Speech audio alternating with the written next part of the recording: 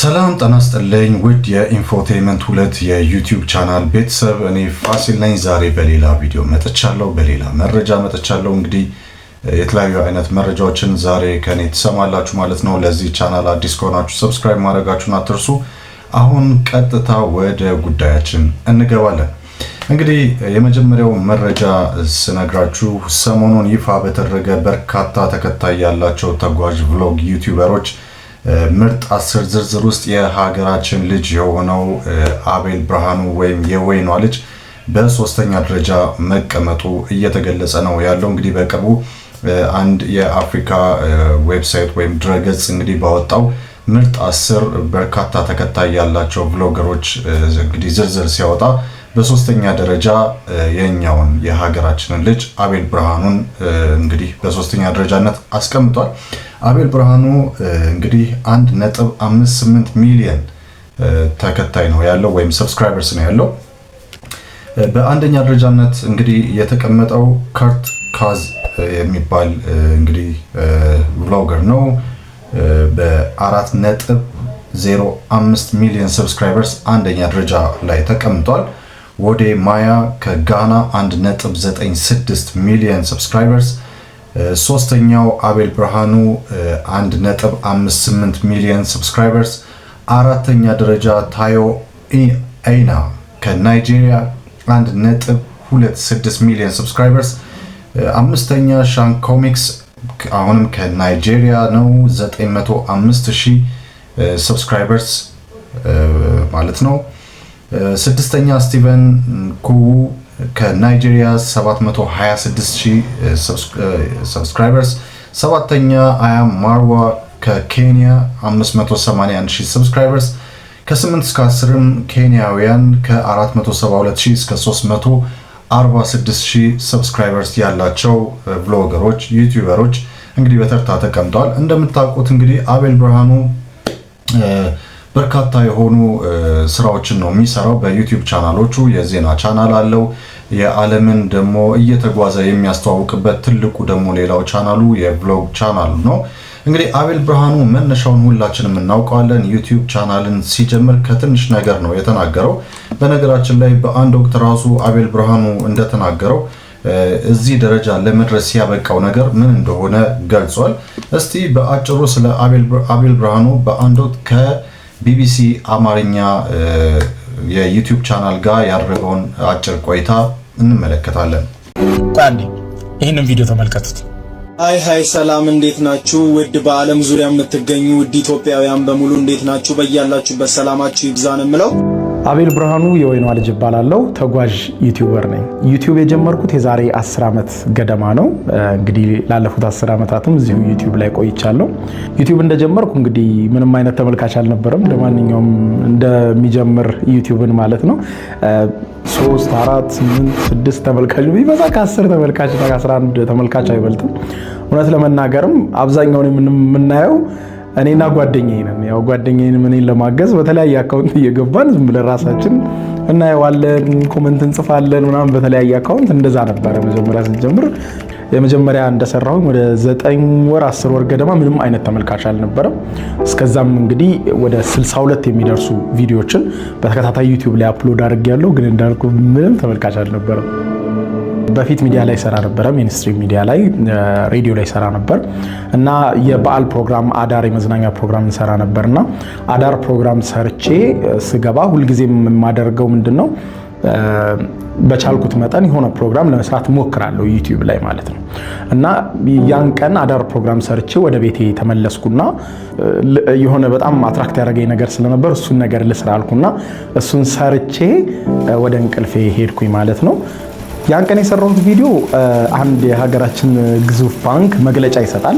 ያ መግለጫ በውጭ የሚገኙ ኢትዮጵያውያን ማለትም ዲያስፖራዎች በኢትዮጵያ ቤት እንዲኖራቸው ማበደር የጀመረበት ነበርና ያን ዜና ባንኩ ሲያወጣ መግለጫውን ያው ለሚዲያም ቅርበት ስለነበረኝ መግለጫውን ተከታትየው ነበርና ያንን መግለጫ ነበር የሰራሁትና እንግዲህ በውጭ ያላችሁ የምስራች እድሉን ተጠቀሙ፣ ይሄ ጥሩ እድል ነው የሚል ቪዲዮ ሰራው። እሱን ሰርቼ ወደ እንቅልፌ ሄድኩኝ ማለት ነው። እና ከእንቅልፌ ስነሳ ቼክ ሳደርገው ግን በጣም ነበር የደነገጥኩት። ምክንያቱም 63ኛ ቪዲዮ ነው። ያው መቼም የማረሳው ሞመንት ነው። ቢኮዝ የምጠብቀው ሁልጊዜም ኤክስፔክት የማደርገው 7 6 8 ተመልካች ነው። እሱም እኛ ከገባን ቅድም እንዳልኩና ነበረ። ከዛ ልክ ያን ቀን ግን ስከፍተው ሚራክል ነበር ሀፕን ያደረገው። እንግዲህ ኦልሞስት 4 ሰዓት የሚሆን ገደማን የተኛሁት ስነሳ ወደ 7000 ተመልካች ቪዲዮን ተመልክቶታልና በጣም ነበር የደነገጥኩት። ስቲል አስታውሳለሁ፣ ፊል አደርገዋለሁ። ያንን ዝም በቃ በጣም ሚራክል ነበረ ማለት ለኔ በጣም ከጠበቅኩት በላይ ነበረና እግዚአብሔር ይመስገን። ያንን ቀን ሁሉ ጊዜም አስታውሳለሁ። የዛሬ ያክል ነው ፊልም አደርገው ሁሉ ጊዜም ሳስበው። ከዛ በኋላ እድገቱ በቃ በጣም ፈጣን የሆነ እድገት ነው ያደገው። ምክንያቱም አንድ ሰው በሆነ ነገር ካወቀና ያ ደግሞ ጥሩ ነው ብሎ ካሰበ ሰብስክራይብ ያደርጋልና ሰብስክሪፕሽኑ በጣም ፈጣን ነበር። ከዛ በኋላ የነበረው ያንዴ ቆይ ዩቲዩብ ከሰው ጋር አስተዋውቆኛል። ዩቲዩብ ብዙ ትልልቅ ሰዎችን አስተዋውቆኛል። ዩቲዩብ መድረኮችን ፈጥሮልኛል። ቀድሞ ያላገኘኋቸውን እድሎች እንዳገኝ አድርጎኛል። በጣም ብዙ እድል ከፍቶልኛል። እንዲሁም ከልጅነት ጀምሮ አስበው መኘው የነበረውን የጉዞ ህልሜን እውን እንዲሆን አድርጎልኛል ዩቲዩብ እና ኦልሞስት ህይወቴን ቀይሮታል ማለት እችላለሁ። ያለሁት እንግዲህ በዚህ እንደምትመለከቱት ሚሳኤል ተኳሿ ሰሜን ኮሪያ፣ በዚህ ደግሞ ደቡብ ኮሪያ ተጓዥ ዩቲዩበር ነኝ። እስካሁን ድረስ ወደ 70 የሚጠጉ ሀገራት ዞር ያለው እግዚአብሔር ፍቃዱ ሆኖ ወደፊትም ገና ቀጥላለሁ ማለት ነው። እንግዲህ እስካሁን ከተጓዝኩባቸው ሀገሮች በጣም ወዳቸው ብዬ ያስቀመጥኳቸው የመጀመሪያ ጃፓን ከልጅነቴ መኛት የነበረችው ሀገር ናት። ጃፓን ዕቃ ምናምን ሲባል ጃፓንን በማየቴ እንዲሁም ከዛ በኋላ ሲንጋፖርን በማየቴ ሲንጋፖርን በራሷ በጣም የምትገርም ሀገር ነች። በኋላም ዩናይትድ ስቴትስ ኦፍ አሜሪካን ሶስቱም የተለያዩ ሀገሮች ቢሆኑም ነገር ግን በሶስቱም ውስጥ የተለያዩ የምናያቸው ነገሮች አሉ። ብዙ ሀገሮች አሉ ብዘረዝር ለይቼ ከሌ ምልን እንደዚህ ፖፕ አፕ ያደረጉትን ነው እንጂ ብዘረዝራቸው አያልቁም። እያንዳንዱ ሀገር የሚገርም ኳሊቲ፣ የሚገርም ጥንካሬ፣ የሚገርም ደግሞ የሚያሳዝን ድክመትም አለውና ያ በጣም የሚያስደንቁኝ ሀገራት መካከል ናቸው። ለአዳዲስ ዩቲዩበሮች የምነግረው ምንድነው የመጀመሪያው ነገር ልክ አዲስ ነገር ዩቲዩብን ለመጀመር ስታስቡ ሁሉን ነገር ከመተው አትጀምሩ ነው የመጀመሪያው። ልክ እኔ ያደረኩት አካሄድ ትክክል ነው ብዬ አስባለሁ። ለራሴ መደበኛ ስራዬን አለቀኩም ዩቲዩብ ጀምራለሁ ብዬ፣ ምክንያቱም ገና አላወቅኩትም ሲስተሙንም ምንም እንግዳ ስለሆንኩ። ስለዚህ የጫንኩ በዳሮኜ መደበኛ ስራዬን እየሰራው ማየት ነበረ። ስለዚህ ለብዙዎች የምመክረው ስራችሁን ጣጥላችሁ በሙሉ አትግቡ። ባይሳካ ተስፋ ያስቆርጣል። ስለዚህ የመሳካት እድሉ ሰፊ ነው። ስሮ ታይም ይሳካል፣ ግን ጊዜ ይፈልጋል፣ ትግስት ይፈልጋል። በአንድ ጊዜ የሚመጣ ኦቨርናይት የሚሆን ነገር ምንም ነገር የለም። በጊዜ ብዛት የኛው ሰፊ የገቢ ምንጭ ማምጣት ሲጀምር ያንን ራሱ በግዴታ ያስተዋቸዋል ማለት ነው። ስለዚህ ህይወት በጣም ይቀይራል፣ ህልሞቻችሁን ያሳካል፣ ብዙ በሮች ይከፍታል። እርግጥ ነው የምታውቋቸው ኪ ፋክተሮችን ካወቃችሁና ትንንሽ ነገሮች እንዴት ኮንተንት ክሬት ይደረጋል፣ ምን አይነት እንዴት ነው ቪዲዮ የሚሰራው፣ እንዴት አድርጌ ብጭን ይታያል የሚሉ የመሳሰሉ መሰረታዊ ነገሮችን ካወቀና ምን አይነት ነገር መስራት ይችላል የሚለውን ሰው ካወቀ በጣም ማይነር ነገሮች ናቸው። እነዚህን ካወቀ በቀላሉ ራሱን እያሻሻለ ይቀጥላል። ምን ለማለት ፈልጌ ነው? እኔ አነቃቂ ንግግር ተናጋሪ አይደለም፣ ግን አንድ እውነት አምናለሁ። ይሄውም የሆነች ነገር እየሰራችሁ የሆነች ነገር ላይ እየተጨረጨራችሁ የሆነች ነገር ላይ ለነጋችሁ እየደከማችሁ ከሆነ በፍጹም ተስፋ አትቆርጡ። እሺ እንግዲህ ይሄን ይመስላል የአቤል እንግዲህ በአቤል ብርሃኑ ወይም የወይኗ ልጅ በጥቂቱ በዚህ መንገድ ነው እንግዲህ ዩቲዩብን ጀምሮ ዛሬ ለደረሰበት ደረጃ የሚያበቃው ይሄ ጽናቱ ነው። ስለዚህ አቤል ብርሃኑ እንግዲህ በቅርቡ አፍሪካ አንድ ድረገጽ ባወጣው መረጃ ብዙ ተከታይ ካላቸው ብሎገሮች ዩቲዩበሮች መካከል አቤል ብርሃኑ 3ኛ ደረጃ ላይ ተቀምጧል። ወደ ቀጣዩ መረጃ እንተላለፋለን። እንግዲህ ሰሞኑን በኢትዮጵያ የሂፕ ሆፕ መንደር በየጊዜው አዳዲስ ነገሮች እየተፈጠሩ ነው ያለው። እንግዲህ የሂፕ ሆፕን በአማርኛ ቋንቋ ወደ ኢትዮጵያ ያመጣው ማን ነው? ማን ነው ያስገባው? ማን ነው የጀመረው? የሚል ክርክር ነበር። እንግዲህ አድጎ ዛሬ ወዳለንበት ደረጃ ላይ የደረሰው ዛሬ ደግሞ ከቃላት ማለት እንደዚሁ በቃል ከመመላለስ አልፎ ደግሞ በዘፈንም ደግሞ መልስ መስጠት፣ መነቋቆር እና እርስ በርስ እንደዚህ አይነት ምልልሶች በጣም እየተሰሙ ያሉበት ሁኔታ ላይ ነው የምንገኘው። እንግዲህ ከሰሞኑ ልጅ ሚካኤል አዲስ ባወጣው አልበሙ ከምን ልጀምር በሚል የአልበም መጠሪያ ከወጣው ሙዚቃዎቹ መካከል ዜማዬ በተሰኘው ሙዚቃው ላይ ለቴዲዮ እና ለአሌክስ ንጉስ ምላሽ የሚመስሉ ስንኞችን ተጠቅሞ እንደነበረ አይዘነጋም። ይህንን በቪዲዮ ላይ አካትቸው ነበር በባለፈው።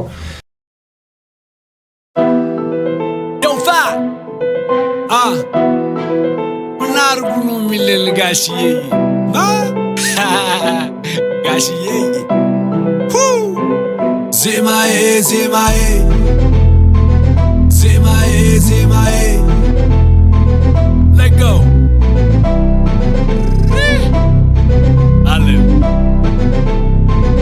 ፑላባዬ አምባሰሉ አንቺ ሆዬ ትዝታ ነው ወይ ባትዬ ቅኔ ዜማ አንደበቴ ራ ራ ራ አምባሰሉ አንቺ ሆዬ ትዝታ ነው ወይ ባትዬ ቅኔ ዜማ አንደበቴ ራ ራ ራ እሱኑ ትላለ የቤት አፍራሽ ከነመች ተገኘው ከቤት ፍራሽ በቅጡ ንራመድ አላቅበት ብለህ አሸራቶ ብትወር ብላርጉ ትላለህ አለው አለውና ሲዘፈን ባገርህ ይፋ ባገርኛ ማን ሰሚ ነበር ተብሎ ተገፍተው እዚህ ከደረሰ በልና ጻፍበት ልጅ ማኬ ሸገሩ የልቡ ደረሰ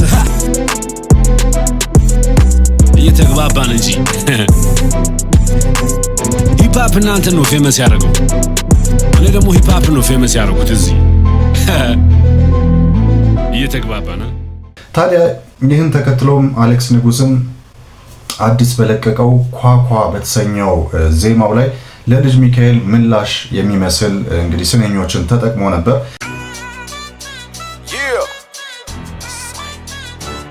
በሙዚቃ እናውራስ ዜማ ዜማ ዜማ ዜማ ዜማ የሰንደሉ ታሪክ ትዛል ሰንደል ተረኩሶ እስከሚያልቅ የህርሚ አንድ አይነት ሽታ ነው ያለው እዛም እንዲያው ያሞነ እንዲያሞነ ቆየዝናው ከጅሽ ከዋለ አንድ አልበም ባንድ ሙዚቃ ሰባኗል ይበቃል በቃ ማኑ ማኑ ማኑ አሌክስ ንጉስ አስገቡ ንጉስ ምንም ባንል ምርጫችን ነበር ባላየም ሞከር ባላየም ባልሰማም ለማለፍ ሞከር ስለሚገባ ልፋቱ ለሁለት አስርቱ በድሮ ዜማ ተደግፎ የመጣ ስልቱ ሙሽራ ናቸው ብለን ጋሼ ላልሰጥ ምላሼ ሚዜዎቹም አላርፍ ቢሉ ያው እነሻሼ እስከማውቀው የሚከበር ሰው ነው የሚባል ጋሼ ታዲያ ምን ችግር አለው ቢለው ጋሼ ለጋሼ አሁን ወዳጆቼ ብለ የሰበሰብካቸው እኔ ነፍስ ይማርልን ብዬ የተኳቸው ናቸው ደፍርሶ የነበረው እውነታውን ሊጠራ መስክረው ነው ቀረቡ ተራ በተራ ዜማ ነው የተባለ በቀን 10 የተባለ ለዚሁ ነው አፈመስኩት የተባለ ለየት ያለ ውስጥ አለ የታለ። ታዲያ በዚህም አይደለም በዚህም ብቻ አላበቃም። ለኤምሲ ሲያምረኝ የሚመስል ደግሞ ነቆራ የሚመስል ደግሞ ስንኞችን ተጠቅሞ ነበር። ይህም ብቻም አይደለም በቀጥታ ስሙን ተጠቅሞ ደግሞ ምን እንዳለ የሚከተለውን ቪዲዮ ላሳያችሁ።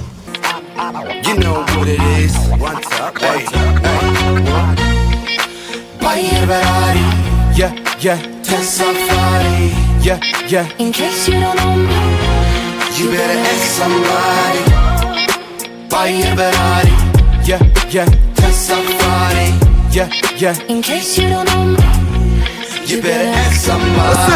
ሄዶ ባሳብ ነዶ ያለውን በፍቅር ሰጠ ወጣ ከሻዶ ወጉስ ከማሪ የሳሜ ይሰውረነ አብሮት ለበላ ወዳጁ ውድቀት ላሰበ አያደርገኝ እኔም አንተ ያድርግልቀና በክፋት ልብ መሬት እንዳልልቀና ሐዘን ደስታ ከፍታ ዝግታ ሸፋኝ ገመና ሁሉም በጋራ ነበረ የኛ እርድና አየሁት ሁሉም አይደጉ ምላሽና ሰርጉ እጅን በዘረጉ የትላንቱን መልካም ነገር ዛሬ ቢዘነጉ ተውኳቸው ይሻላል ብዬ ላስብ ደግደጉ አልሞክርም ላጎበድዝና እንደሱ ሲያምረኝ እመነኝ ትለኛለህ እስካት ናቲ ማረኝ ሲዛዛት ቢውልም እንኳን የፈልፈለ ማአት ይዘገያል እንጂ ወትሮም አህያ የጅግና ነገር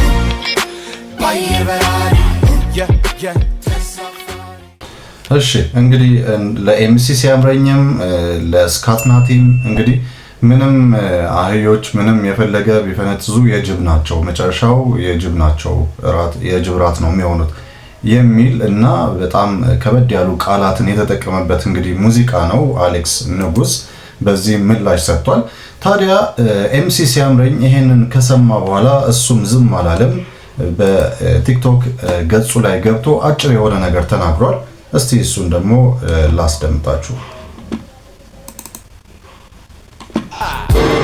What's up my people እንዴት ናችሁልኝ የሆነ ሰው ዘፈን አወጣልኝ አሉ እና መቼም አንድ አባባል አለች ብድሩን ማይመልስ ወንድ አይወለድ ይባል የለ አዲስ ሳምሳም መቼ ልቀቀው እስቲ ንገሩኝ በእናታችሁ ኮሜንት ሴክሽን ላይ እስቲ ንገሩኝና መቼ ድራፕ ማድረግ እንዳለብኝ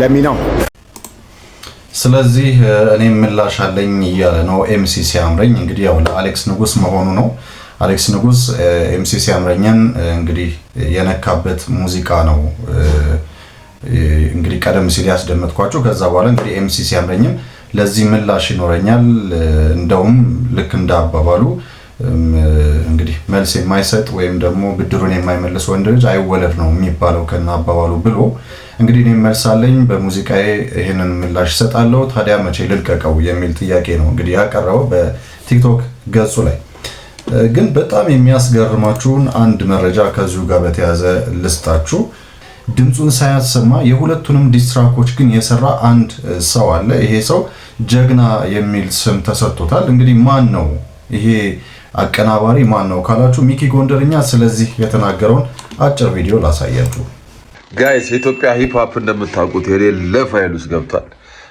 ቴዲዮና ልጅ ማይክ ያበደ የራባትን ላይ ነው ያሉት በጣም ለማንኛውም ለያንግ ጄኔሬሽን መክሮ ነገር ቢኖር ከዚህ ከሁለቱ ባትል ማን ነው ዲጄ ሚላ በጣም ከባድ ሰው ሁለቱም ዲጄ የተተራረቡበትን ትራክ የሰራው ዲጄ ሚላ ነው አይገርም እና ሁላችሁ ፈልጌ ነው ሁላችሁም ሆነ መመኘት ያለባችሁ ለምን ዲጄ ሚላ ነው ከማንም ጋር ጠላት ከማንም ጋር እንትን መሆን የለባችሁም ጀስት ይመቸው ማንህን ሜክ ማድረግ ነው ዲጄ ሚላ ቢግ አፕ ባይዘዌ ያልተወራለት ጀግና አቀናባሪ ነው ዲጄ ሚላ የሚገራርም ቢቶች ሰርቷል ዮሐናን አልበም የቴዲዮን አልበም አሁን ደግሞ የልጅ ማይክ አልበም ላይ ገራሚ ነገር ሰርቷል ወደፊትኛም መመጣ ይሆናል ያራድዬ ልጅ ይመችሽ ፒስ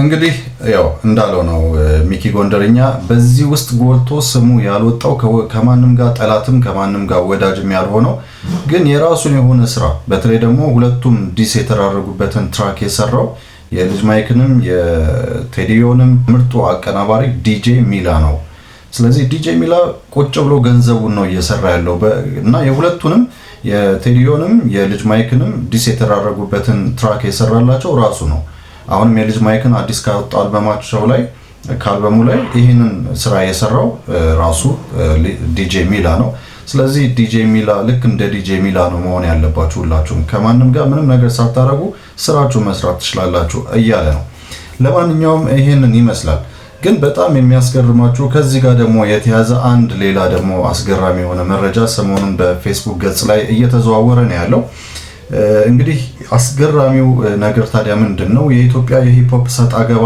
አንዱ ምክንያት የሆነው ልጅ ሚካኤል በአንድ ጋዜጠኛ እይታ ተተንትኗል እንግዲህ ጉዳዩ ታዲያ ይሄ ጋዜጠኛ የተናገረው ነገር እውነት ነው ወይ የሚለውን ራሳችሁ ፍርዱን ራሳችሁ ትሰጣላችሁ እኔ ግን የተናገረው ነገር እዚሁ ጋር ቀጥታ ላምብላችሁ የልጅ ሚካኤልና የራፐሮቹ ሰጣ ገባ ሴራ ወይስ ስልታዊ ንግድ ይላል በቅርቡ በኢትዮጵያ የራፕ ሙዚቃ መንደር የታየው አለመግባባት ብዙዎችን ግራ ቢያጋባም ጉዳዩን በቅርበት የሚከታተሉ የሙዚቃ አቀናባሪዎች ግን ሌላ ሚስጥር እያወጡ ነው ሰሞኑን ጋዜጠኛ ደረጀ ብርሃን ከአንድ ስማቸው ካልተጠቀሰ የሙዚቃ አቀናባሪ ጋር ባደረገው ቆይታ የልጅ ሚካኤል ወይም ልጅ ማይክ እንቅስቃሴ የታቀደ የቢዝነስ ስልት እንደሆነ ጠቁሟል ቁልፍ ነጥቦች። ልጅ ማይክ በዘርፉ ስማርትና የሙዚቃ ገበያውን ወይም ቢዝነሱ የገባው በመሆኑ የጠፉ ራፐሮችን መልሶ ወደ አደባባይ ለመምጣት ሆን ብሎ የፈጠረው ንትርክ እንደሆነ ይገመታል።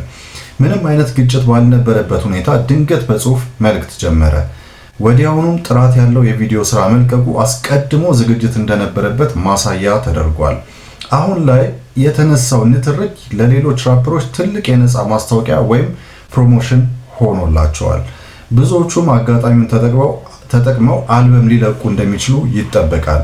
ልጅ ማይክ ወይም ልጅ ሚካኤል እዚህ ግርግር ውስጥ ድጋሚ አይታይም፣ እሱ ድልድይ ሆኖ አሳልፏቸዋል በማለት የሙዚቃ አቀናባሪውን አስተያየት ይገልጻል። አቀናባሪው እንደሚለው ከሆነ ይህ ግርግር የራፐሮችን ተነባቢነት ለመጨመር የተሰራ ማርኬቲንግ ነው። አሁን ኳሷ በሌሎቹ የራፐሮች ሜዳ ላይ ናት። ተከታዮቹን ከጥሎሽ ይልቅ ስራዎቻቸው ላይ እንዲያተኩሩ ይመከራል። እንኳንም ጾም ደረሰ፣ ራፐር ይጹም አይጹም አላቅም፣ እኛ ግን እንጹምበት ተውን በሏቸው። ቪያ ደረጀ ብርሃን። እንግዲህ ደረጀ ብርሃን የተባለው ጋዜጠኛ እንግዲህ ከአንድ የሙዚቃ አቀናባሪ ጋር ባደረገው ቆይታ ነው እንግዲህ ልጅ ሚካኤል ይሄንን ነገር ያደረገው ይሄንን ንትርክ የፈጠረው ሆን ብሎ ነው፣ ማርኬቲንግ ነው እየሰራ ያለው።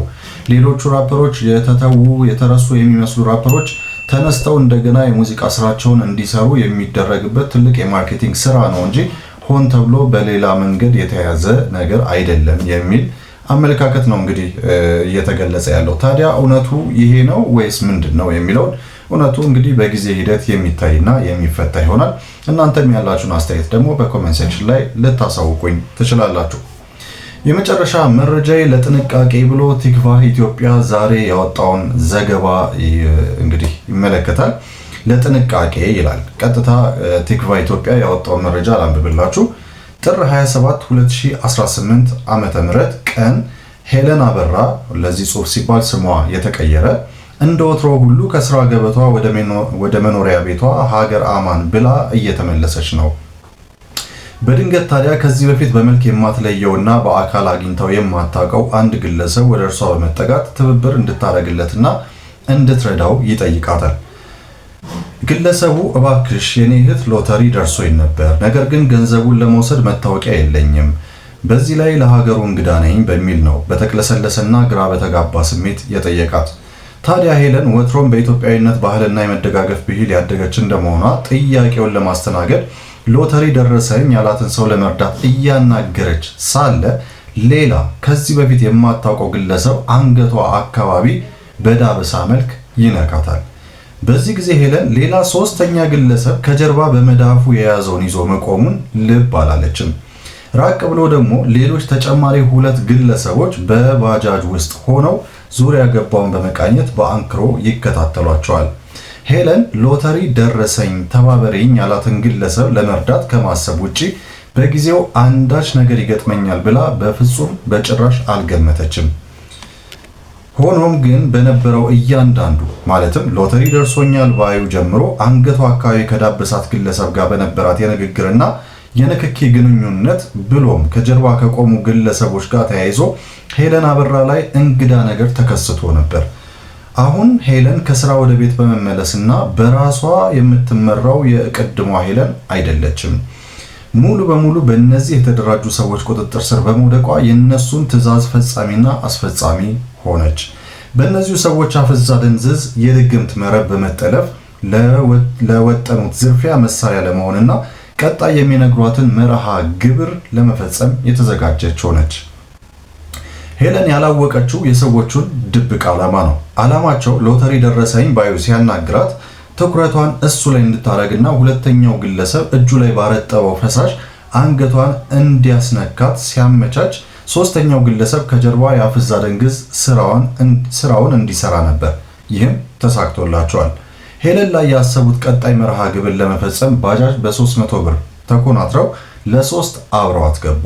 ጉዞ ላይ ሳሉ የመጀመሪያውን የአንገት ጌጥና የጆሮ ጌጥ ብሎም የእጅ ቀለበትን ወርቅን አውልቀሽ ስጪን አሏት። ሌሎቹ ሁለት ግብረ አበሮቻቸው ደግሞ በሌላ ባጃጅ በጥንቃቄ ፖሊስ መኖሩን አለመኖሩንና ሌላ ሰው ሁኔታውን አየ አላየ በትኩረት ይከታተላሉ። ሄለንም አንዳች አላንገራገረችም፣ ያሏትን ፈጸመች። ቀጥለው ገንዘብ አለሽ የአፍዝ አደንዛዦቹ ወይም አደንዛዦቹ ጥያቄ ነበር። ሄለንም አዎ $4000 መኖሪያ ቤቴ አለኝ በማለት መለሰችላቸው። እንግዲያው ስጪን ሲሉ አዘዟት። ሄለንም ወደ መኖሪያ ቤቷ አብራቸው በመሄድ $4000ን ጨምሮ 2 አይፎን ስልክ እንዲሁም ያሏትን የወርቅ ጌጣጌጦቿን ከቁም ሳጥኗ አውጥታ አስረከበቻቸው። ይሄኔ ስልክ ተደወለ። ከሄለን ጋር አብረዋት ካሉት 2 ግለሰቦች መካከል ሎተሪ ደረሰኝ ላለው ሰው ነው ስልኩ የተደወለው። ከኋላ በባጃጅ ከሚከተሏቸው ተባባሪ ዘራፊዎች የእቅዳቸው የመጨረሻ መርሃ ግብርን ለመፈጸም ነበር የተደወለው። ሎተሪ የደረሰ ግለሰብ መታወቂያ ይዘህ በመምጣት መውሰድ ትችላለህ ነበር የስልኩ የላውድ ላይ መልእክት። ይህን የምስኪኗ ሄለን በመረባቸው ያስገቡት አፍዛዥ አደንግዞች በእሷ የማዘዝ መብት ባለቤትነት በመጠቀም ዳግም በባጃጅ አንድ ሰው ብቻ ብሩን ከብሔራዊ ሎተሪ መውሰድ እንደሚችልና እሷ እንድትወስድ በአሚር አጣብቀው እንደደረሳቸው አስመስለው የሰሩትን ሎተሪ አስረከቧት። ይሄን ሁሉ ሄለን ላይ ሲያደርጉ ከነሱ ውጪ ሌላ ሰው እንዳያገኛትና እንዳይነካት ውሃም ይሁን የትኛውም ነገር አካሏን እንዳይነካት እጅግ ጥንቃቄ በማድረግ ነበር። ታዲያ በመጨረሻ ሄለን በአፍዝ አደንዛዦቹ የሎተሪ ብር አውጭልን ብለው ትተዋት ወርቆቿን 2 አይፎን ስልኳንና $4000 ገንዘቧን አስረክባ እንደሄዱ ሳቢያን መስቀለኛ ተብሎ በሚጠራው አካባቢ ነቃች። ከሰዓታት በኋላ የቀድሞ ማንነቷን አገኘች።